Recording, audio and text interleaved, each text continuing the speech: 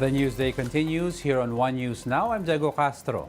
The Philippine Coast Guard says the floating barrier installed in Scarborough Shoal poses a hazard to small vessels.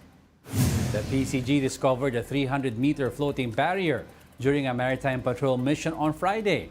Over 50 Filipino fishing boats were unable to enter the shoal and were forced to fish around the area. Aside from the safety of Filipino fishermen, the PCG also says the barrier poses a risk to their livelihood and food security in the country.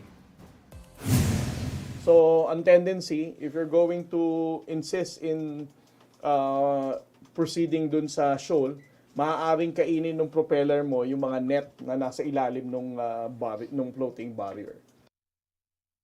Senate President Mig Zubiri calls on the PCG to remove the barrier.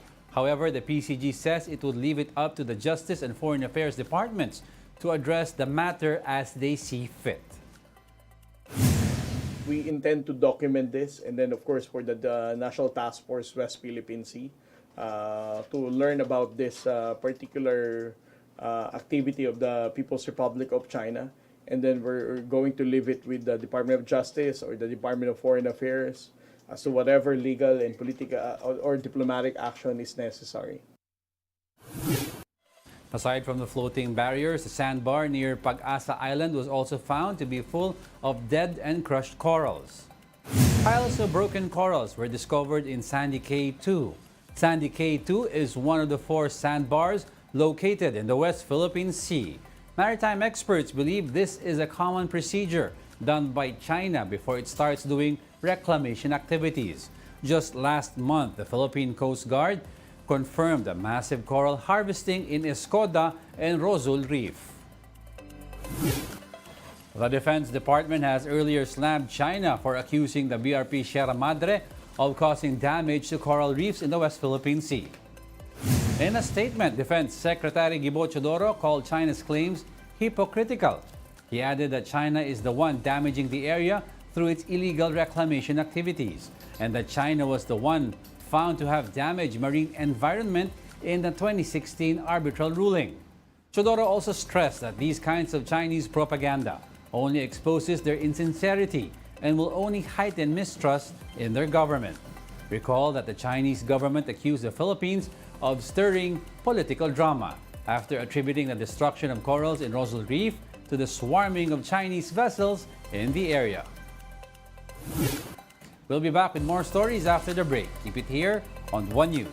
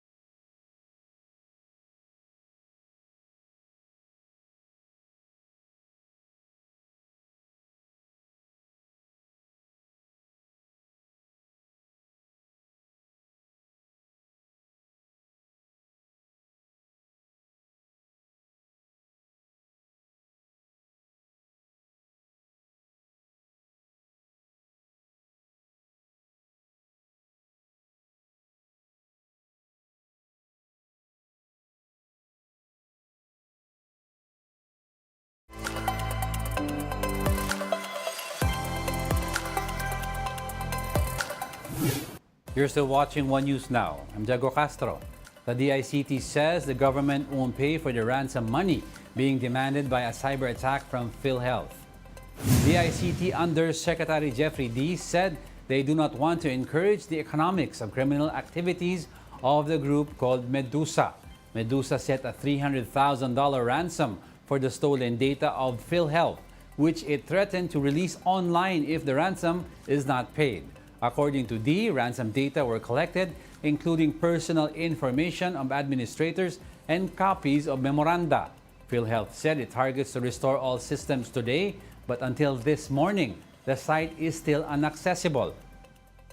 This is actually a cat and mouse game. Like I said, they're evolving. Unfortunately, we're also ill-equipped because we don't have enough budget to counter them. Ano? They're a very enterprising criminal syndicate. So it's a cat and mouse game, but we're trying our best. It's just that there are some systems that are compromised. Earlier this year, I think their extended defense mechanisms licenses have expired. Philhealth noted, though, that its IT staff is trying to address the issue, but they did not directly confirm whether the issue was related to ransomware. They assured the public, though, that sensitive information they hold will not be compromised. Sa ngayon po ay katulong na rin po namin ang DICT, ang NBI, ganun din po ang National Privacy Commission in making sure that we are able to diagnose this problem. Kasama na rin po ang forensics. Huwag po mag-aalala ang ating mga miyembro at patuloy pa rin po naman natin makukuha ang benepisyo na manggagaling sa Philhealth. At least 36 state universities and colleges call for budget restoration. In a statement, the SUC said the 6.1 billion pesos slashed from the proposed 2024 budget is needed to provide support for student services and faculty development. The statement added that SUCs must be funded accordingly to be able to fulfill their duties. SUCs nationwide earlier sought over 331 billion pesos in funding for next year. However, the budget department allocated to them only 100 billion pesos, which is also lower than the allocation in the General Appropriations Act. Some classes are still suspended due to volcanic smog from Taal.